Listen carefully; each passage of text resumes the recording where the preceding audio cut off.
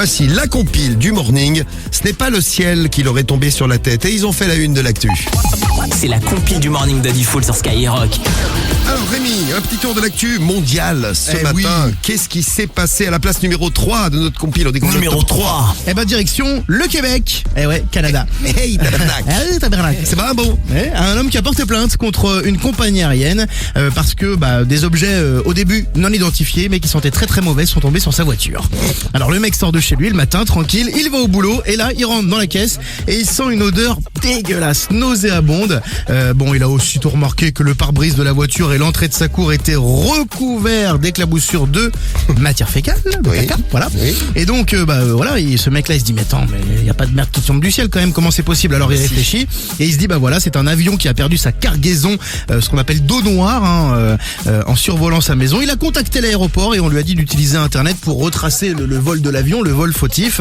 Et en effet, il attend la réponse de la compagnie, mais il y a de grandes chances que ça soit un avion qui ait perdu une partie de sa cargaison quand les gens sont partis aux toilettes. Non mais il décharge les avions. Il décharge, ouais, il décharge. Quand c'est ça. T'es content si t'es si t'es juste en dessous, juste en dessous. C'est pas, il y a tous les avions qui déchargent tous les jours.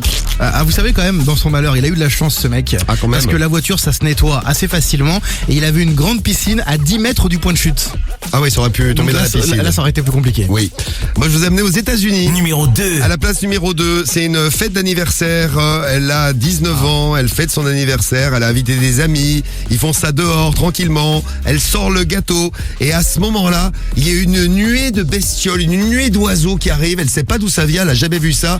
Et alors là, les oiseaux, je sais pas, ils ont vu le gâteau, ils ont trouvé ça sympa.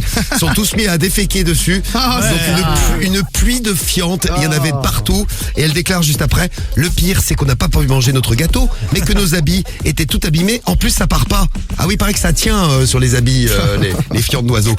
Bon anniversaire. T'avais plein de nouveaux amis pour ton anniversaire.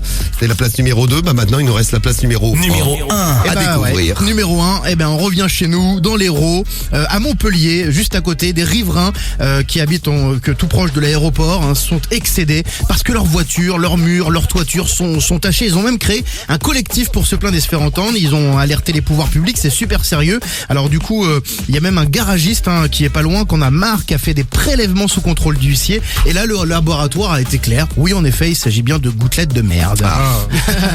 Les gouttelettes, comme au Québec, tombent du ciel et en fait, peut-être que le pilote ou je ne sais pas, enfin bref, les gens font caca toujours au-dessus de cette commune et à chaque fois, ça tombe quasiment au même endroit. Phénomène très gênant car il oblige les riverains, vous imaginez, à nettoyer constamment les voitures, les maisons, etc.